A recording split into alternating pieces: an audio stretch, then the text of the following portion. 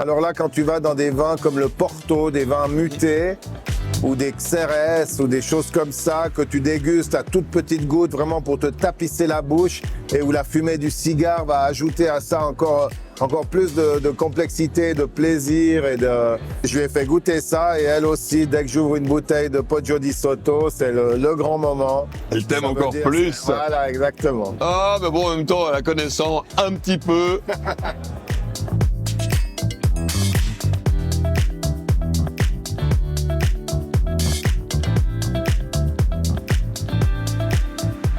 Je te demandais avant sur le... Est-ce que tu es capable, avec tes connaissances, tes énormes connaissances, de me dire, là, on est sur un vin, on a typiquement ce genre d'arôme qui ressortent et tout.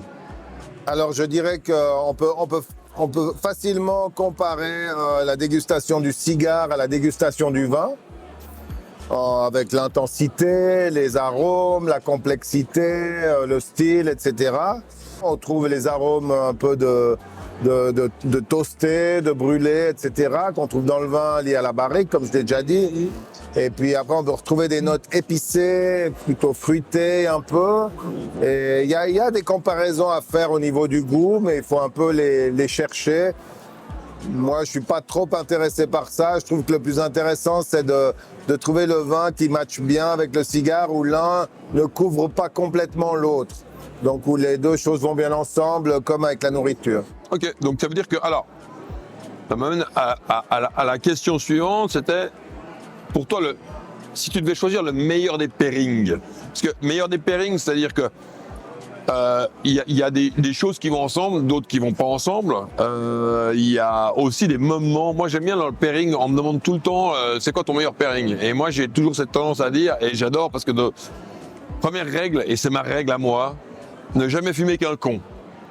Oui, mais bon, des fois, au début, tu sais pas ce que c'est, puis c'est à la fin que tu sais. Oui, d'accord, mais justement. Donc ça veut dire que tu peux fumer un cigare moyen avec un mec génial et ça va rendre le cigare excellent. Et puis tu peux fumer. Oui. Voilà, Alors c'est vrai que l'émotion du moment a toujours une influence sur la mémoire qu'on aura des goûts, ça c'est clair. Et ça, c'est dans tout ce qui se goûte, c'est comme ça. Si tu passes un bon moment avec un bon environnement, comme la table, s'il y a une belle nappe, d'un beaux assiettes, tout va mieux. Et puis sinon, les meilleurs pairings, moi je dirais, celui que je préfère, celui que j'ai évoqué avant, c'est la fraîcheur face à la chaleur du cigare. Mais un pairing que je trouve fantastique, c'est des vins. Alors là, quand tu vas dans des vins comme le Porto, des vins mutés, ou des Xérès, ou des choses comme ça, que tu dégustes à toute petite goutte, vraiment pour te tapisser la bouche, et où la fumée du cigare va ajouter à ça encore plus de complexité, de plaisir, et ça peut être des grandes émotions, mais ça doit se faire justement avec les gens qui sont dans le même mood que toi, et tu te laisses aller là-dedans, ça peut être fantastique, ouais. ça m'amène à une question. Si aujourd'hui, tu avais l'occasion de boire un verre, une caillasse, ou fumer un cigare, peu importe, mais boire un verre, avec quelqu'un de vivant ou de mort, et avec qui tu aimerais être assis et puis boire un verre et puis refaire le monde. Ah avec les personnalités avec qui j'aimerais partager ces grands moments, première chose, il faut que ce soit une personnalité qui apprécie les mêmes choses, donc ce qu'on boit ou ce qu'on fume ou les deux. Ça, c'est la première chose. Après, dans le monde du vin, tu vois, j'aurais toujours bien aimé passer un moment avec le fameux Robert Parker, qui a transformé complètement et qui a mondialisé, qui a donné un peu l'échelle, comme le système métrique est venu à l'époque, après la Révolution, au vin. Et je passerais bien un moment avec lui, avec l'expérience qu'il a eue de faire ça, pour deviser là autour, avec Robert Parker, par exemple. Pas mal, c'est pas mal. Ouais, c'est pas mal. Ton cigare préféré? Est-ce que tu as une préférence cubaine, non cubaine? Est-ce que tu as un cigare comme ça qui est mon cigare préféré? Moi, mon cigare, c'est le Vulcano de 77. Et je dis pas ça pour te faire plaisir. C'est vraiment celui que j'adore fumer et que c'est celui que j'offre le plus. Et si j'aime offrir, donc c'est celui que je partage le plus. Promis, j'ai payé personne pour le coup. Ah, mais tu m'en donneras un quand même. Ok, c'est noté. Non, mais c'est avec franchise que je dis ça. Hein. Bon, je t'aime, I love you. Et puis, vin préféré? Est-ce que t'as un vin? Ouais. Alors, le truc. en dehors de, je ne vais pas parler de mes vins, hein, bien sûr, mais le vin qui me fait le plus vibrer en ce moment, c'est un vin italien. Ok. Il s'appelle le Poggio di Sotto.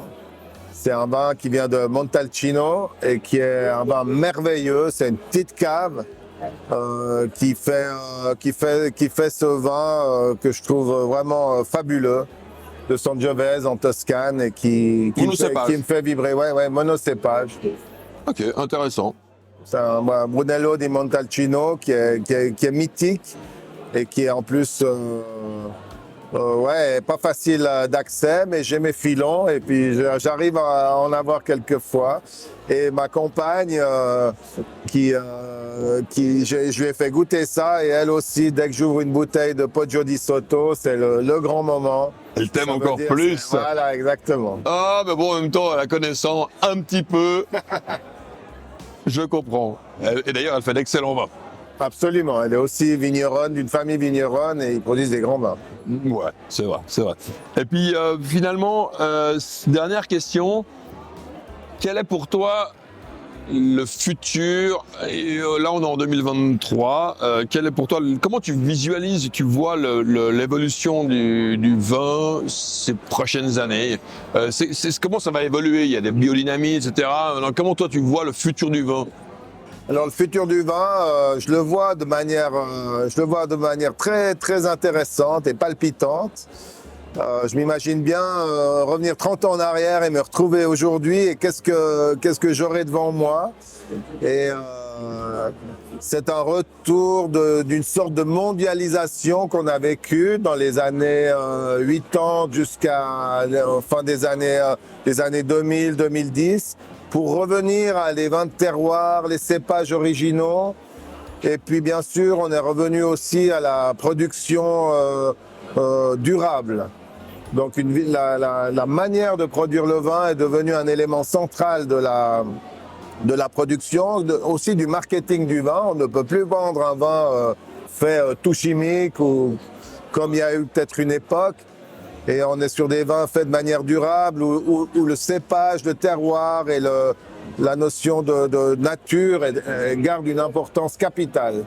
Et ça, je trouve assez passionnant. J'aborde la mode des vins nature avec un peu de circonspection parce qu'elle dérange un peu, elle chamboule un peu nos critères de base, mais je pense qu'il y a beaucoup de choses à en tirer et que ça va sûrement évoluer vers quelque chose de très intéressant. Et puis bien sûr la culture biologique, ça c'est pour moi dans le futur ça va être un standard. On n'y échappera pas et mieux vaut s'y préparer que vouloir lutter contre. Et je pense que l'adaptation des divers terroirs à ce mode de culture, elle est inévitable, inéluctable même, pour pouvoir survivre dans ce monde du vin. Oui. Ok, donc ce que je peux te souhaiter le meilleur pour Germanier, c'est quoi le best 2023, l'évolution, c'est continuer comme tu continues maintenant et tout va bien. Oui, nous, dans notre domaine familial, on a une belle relève au niveau de la cave. On a une équipe, une brigade d'œnologie qui est très très motivée, qui voit en avant dans la bonne philosophie de la maison, où on veut toujours respecter la qualité en premier. Donc c'est vrai qu'on ne peut pas tout sacrifier à la qualité, qui veut être novatrice aussi, qui veut la durabilité et qui garde cette ligne qui est intégrée dans le terroir qu'on a en Valais. Et puis on espère qu'on va réussir à s'adapter et à trouver le chemin pour pouvoir continuer encore de nombreuses générations à exister. Écoute, voilà, tout est dit. Merci. On est Gilou. Merci beaucoup Laurent, c'était un grand moment, un très bon moment avec toi. Et merci pour ce moment de partage. On va quand même te laisser retourner un peu à ta vigne, même si c'est pas forcément l'heure. Quoique, Non, pas de viticulture nocturne aujourd'hui. Non, d'accord, apéro. Apéro. Apéro. Et on va finir le cigare tranquillou. Le tour de cigare arrive déjà à sa fin, deuxième épisode, ou le deuxième invité. Merci à vous de nous avoir suivis pour ce deuxième épisode. J'espère que vous avez passé un bon moment. Le troisième invité, vous allez voir, c'est très drôle et puis ça va être exceptionnel. Je sais pas si on arrivera à ce même level, j'espère, mais voilà, ça va envoyer du très lourd. Ouais, j'ai confiance en toi. J'ai confiance en toi. On va y arriver. Voilà, et ben à bientôt et merci encore pour ce bon moment de Santé à partage. tous. Et puis santé de Dieu.